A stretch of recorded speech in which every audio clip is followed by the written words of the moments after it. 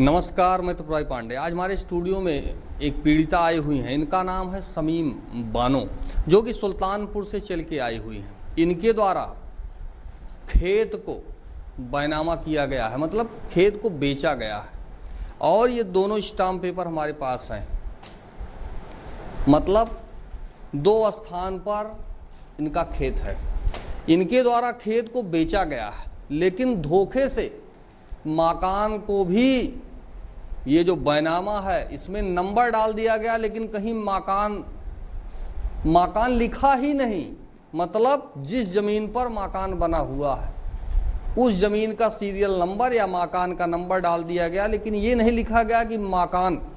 इनके द्वारा खेत को जो है निकाला गया है, बैनामा किया गया है पूरे होशो हवास में, और उसका ही पैसा चेक के माध्यम से या जैसे भी है खाता में पैसा जो है जिसने भी लिखाया है उनके द्वारा दिया गया है। लेकिन धोखे से मकान को भी खरीद लिया गया, जिसका पैसा इनको मिला नहीं और इन्होंने बेचा ही नहीं। एक ही मकान है और वही मकान सहारा था शमीम बानो का।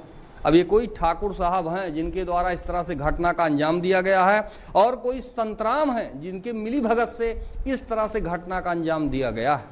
ये सुल्तानपुर से पूछते पूछते आज हमारे स्टूडियो में है और सारा पेपर है इनके पास।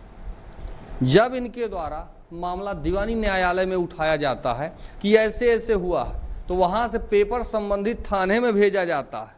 तो वहाँ पर कोई सिपाही है, उसके द्वारा कहा जाता है कि कुछ नहीं होगा। ये चीज़ें कहाँ से आई? कुछ नहीं होगा कोर्ट के ऊपर है क्या कोई सिपाही? कोई भी थाना हो, कोई भी सिपाही हो, कोई भी इंस्पेक्टर हो, क्या कोर्ट के कोई जो है? लेकिन इस तरह से भाषा निकाली जा रही कि कुछ नहीं होगा। अगर मामला आपके पास आया है, दीवानी न्यायालय से पेपर आया है, तो जो सवाल है उसी का जवाब देना है आपको। आप किसी के साथ इस तरह से व्यवहार ठीक नहीं है आपका, और न कहीं संविधान में लिखा है। लेकिन अब नाम शमीम बानो है, इनके साथ ऐसे ऐसे व्यवहार किया जा रहा है। अभी इनसे बातचीत हुई तो इनके द्वारा ये सारी सूचना इन्होंने बताया कि मकान धोखे से लिखा लिया गया, लेकिन मकान कहीं नहीं लिखा। पूरे बैनामा पेपर में मकान नहीं लिखा, खाली गाटा नंबर फला। मतलब अगर ये लिखा गया होता कि मकान, तो सरकारी फीस भी जमा होती। लेकिन स्टाम्प चोरी हुआ है। बाकी जो चीज़ें हैं ये आपके सामने है। आइए इनसे बात करते हैं। जो समस्या है बताइए। मेरा नाम है शमीम बानो। हाँ। मैंने खेत बेचा है आयुष सिंह का। अच्छा। जो है उसी में मेरा नंबर डला के घर मेरा लिखा लिए। अच्छा। 420 करके संतराम ने जो है ये अपना जो है कराया है, ये भी 420 ही करा है। जो है ये संतराम को मालूम था, हमको बताया नहीं। जो है तो मैं ऐसा चाहती हूँ कि मेरा उसमें नाम कुछ भी नहीं है घर पे। खाली जो है वैसे साइन करा लिया, हमको बताया भी नहीं है कि साइन कैसे होता है। जो है तो हमको मालूम नहीं था, मैं थे नहीं, मैं चली गई थी। जो है जब फिर बाद में मालूम हुआ तो मैं आई, तो मैं गई थी थाना मुंशीगंज। तो मुंशीगंज वाले बोले कि कुछ नहीं होगा, पुलिस लोग बोले कि कुछ नहीं होगा, अब उसका नाम हो गया है। ये महिला जो आपके सामने है, अंगूठा टेक है ये, इनको क्या कहना चाहिए, क्या नहीं कहना चाहिए? अब इतनी जानकारी होती तो जो ये 420 का मामला सामने आया है संभव था ही नहीं। अगर ये कुछ पढ़ी लिखी होती, इनको पता होता कि ये क्या हो रहा है, और अंगूठा टेक है, अंगूठा टेक है। मकान इनके द्वारा नहीं बेचा गया, बेचा गया है जमीन, खेत बेचा गया है।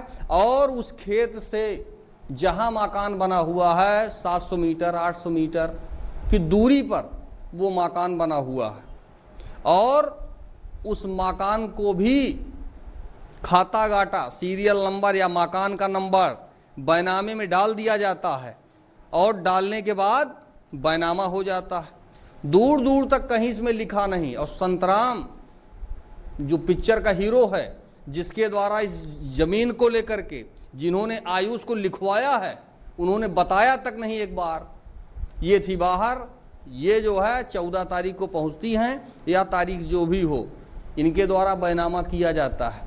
बैनामा करने के बाद इनको ये था कि संतराम तो है ही हैं माध्यम बीज के, काम ठीक हुआ होगा, लेकिन संतराम ने धोखा किया, इनको सही बात बताया नहीं, और आयुष सिंह और संतराम की मिलीभगत से इस तरह का घटना का अंजाम जो है। और बाकी लोग, यह खबर बनाने का उद्देश्य खाली इतना है कि लोगों को पता चले कि ऐसे ऐसे भी कार्य हो रहे हैं कि आपने कितना ज़मीन बेचा है, क्या क्या बेचा है, सारी चीज़ों का आपको जानकारी होना चाहिए। बैनामा का पेपर देख लीजिए, लिखा क्या है, क्या जितना मैं बेच रहा हूँ जितने का पैसा मिला है, क्या वो चीज़ें इसमें लिखी हुई हैं।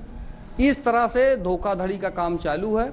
इनके द्वारा एप्लीकेशन दीवानी न्यायालय में भेज दिया गया है, वहाँ से पेपर आया हुआ है संबंधित थाने में, लेकिन अभी तक कोई रिपोर्ट संतोषजनक कह दीजिए न्यायालय को भेजा गया तो संभव नहीं है।